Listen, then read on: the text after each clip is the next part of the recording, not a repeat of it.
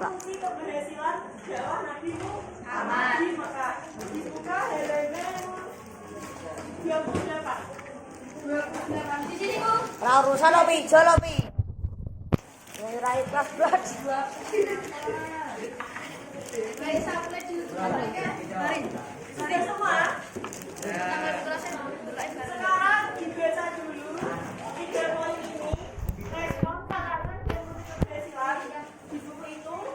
Saya kasih waktu 10 menit. Respon tantangan apa, Bu? Respon tantangan sama keberhasilan. Maksudnya gimana, Bu? Kamu suruh baca. Suruh baca terus. Dia dibaca dulu, literasi dulu. Yang poin keempat sampai yang terakhir. Baca tak? Baca. Baca kan?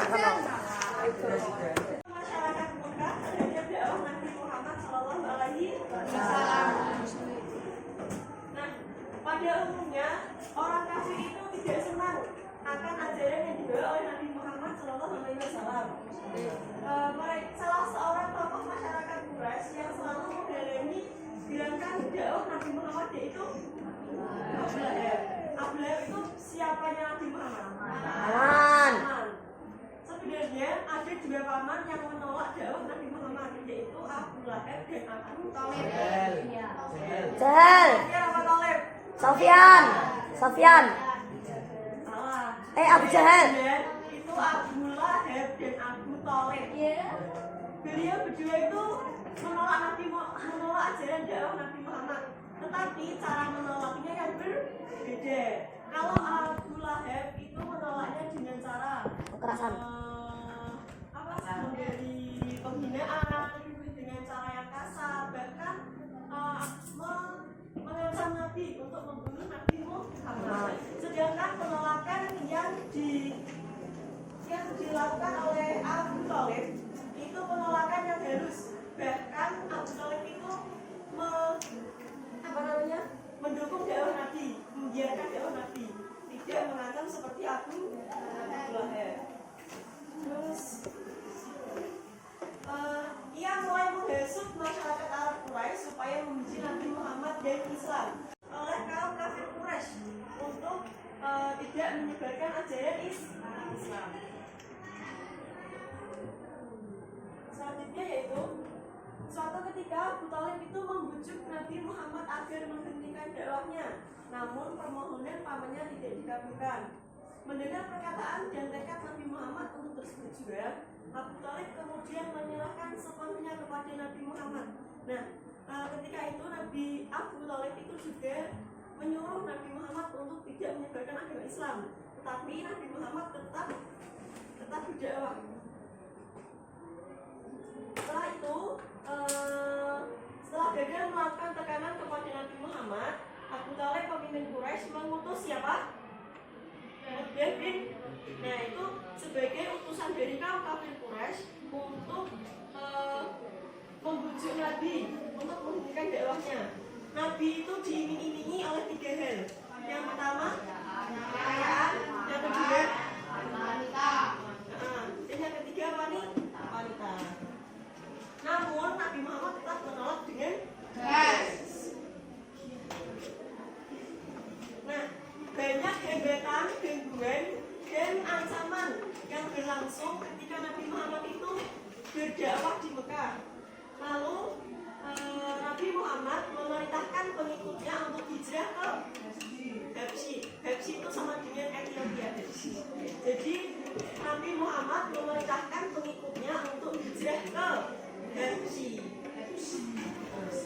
Ada 3 faktor yang menyebabkan mereka menolak tegas dakwah Nabi Muhammad.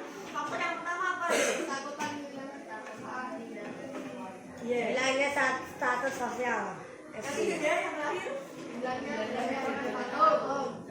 Yang pertama adalah ketakutan kehilangan kekuasaan. Jadi pada saat itu kaum kafir Quraisy itu tidak bisa membedakan antara kenabian dan kekuasaan. Jadi mereka itu menganggap ketika mereka mengikuti dakwah Nabi, jadi mereka harus tunduk pada Nabi Muhammad dan Bani Hashim. Padahal ketika kaum kafir Quraisy itu mengikuti dakwah Nabi, yang diajarkan itu hanya menyembah kepada Allah, tidak tunduk kepada Nabi Muhammad. Untuk yang kedua yaitu hilangnya status sosial. Nah, dalam masa jahiliyah itu kan masyarakat kafir Quraisy itu mengenal juga sistem kasta, majikan dan budak.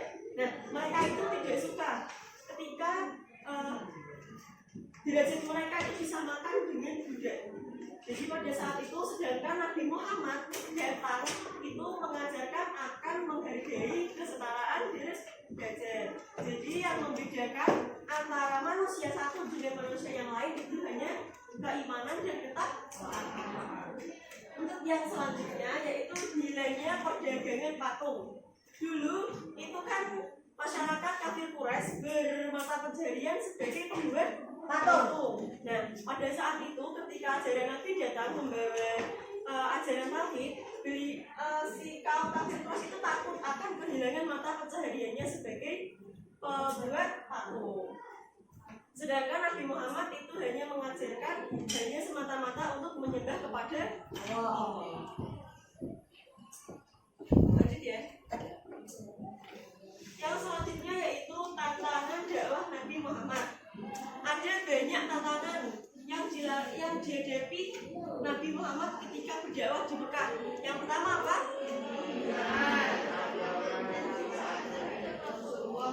Contoh dari hinaan yang dihadapi Rasulullah apa?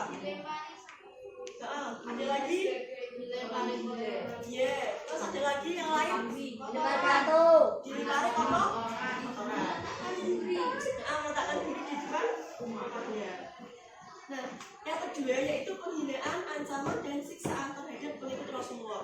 Jadi pada saat itu yang terkena hambatan, yang dikenai ancaman itu tidak hanya Rasulullah. Jadi pada saat itu pengikutnya pun juga dihambat, dihina, diancam, dibunuh. Contohnya sahabat siapa? Bilal bin Rabah. Untuk yang selanjutnya yaitu bujukan harta, kedudukan dan wanita. Yang keempat yaitu membujuk Nabi untuk bertukar sesembahan. Nah, ini diabadikan Allah dalam surat apa?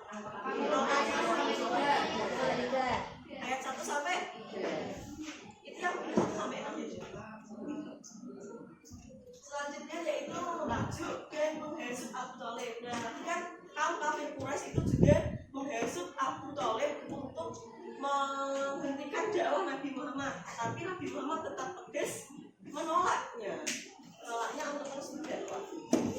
Yang selanjutnya yaitu menghasut masyarakat Mekah. Nah, pada saat itu masyarakat Mekah itu juga dihasut untuk tidak menikah, tidak melakukan jual beli dan apapun terhadap Bani Hasyim.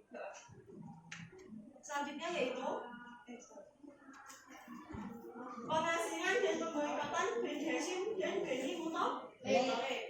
Untuk yang terakhir yaitu mempengaruhi pimpinan negara-negara tetangga untuk menolak kehadiran orang Islam. Nah, jadi contohnya yaitu terhadap raja siapa?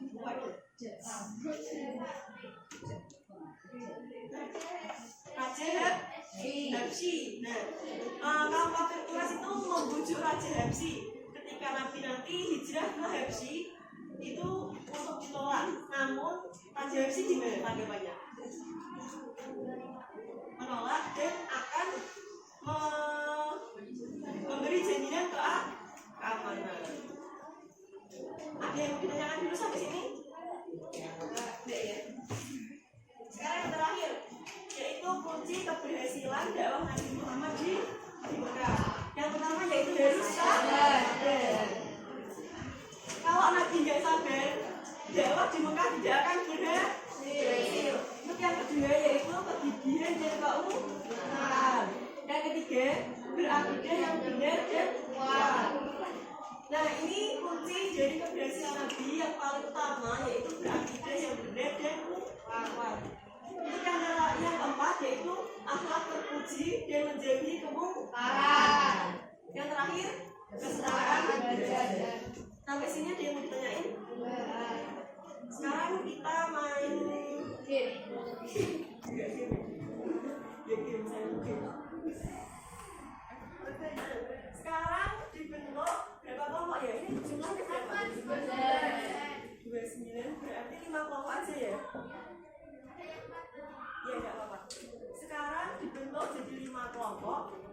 bebas ya, tapi dilarang umroh dewi.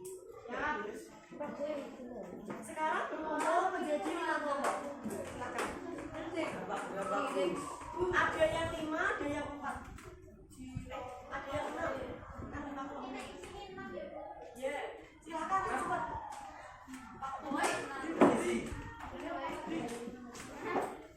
Itu saja kalau bapak. Ada yang 6, ada yang 5.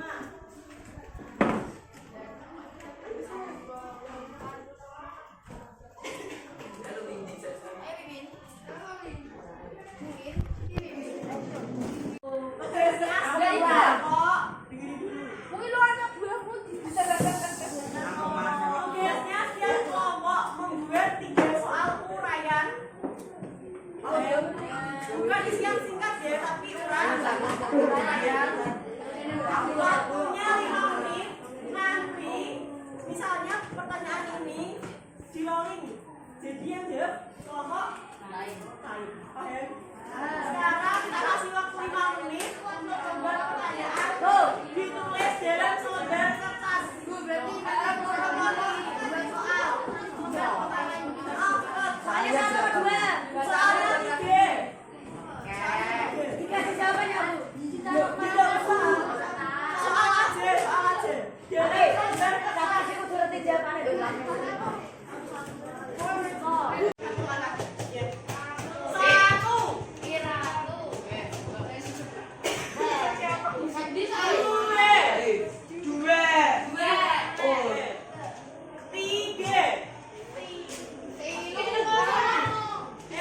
Sekarang dikerjakan per kelompoknya, dikerjakan sebaik nilainya akan dimasukkan. Paham? Waktunya 15 menit dari sekarang. 15 menit gimana respon masyarakat Arab? Apa saja faktornya? Ada 3. Faktornya kehilangan pekerjaan. Faktornya kehilangan kekuasaan. Yang ketiga, hilangnya status sosial.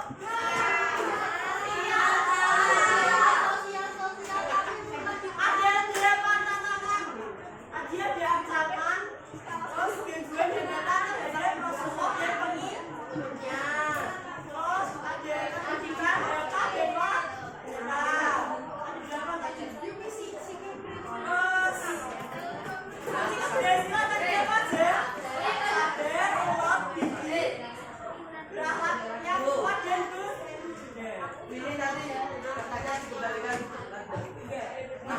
Bacaan aja besok. Dikerjakan sebisanya. Tidak boleh berontak, tidak boleh tanya temannya, tidak boleh berkata. Sebisanya. Paham? Jangan lupa ditulis nama, kelas dan nomor apa.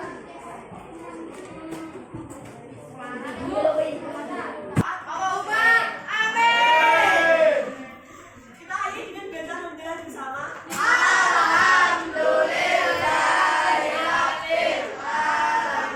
Jangan lupa belajar untuk persiapan UTS. Babnya itu bab 1 SKI. Ya cuma ke atas, Bu. Amin. Amin. Semoga nilainya 100 semua. Amin ya Allah. Assalamualaikum warahmatullahi wabarakatuh. Wah.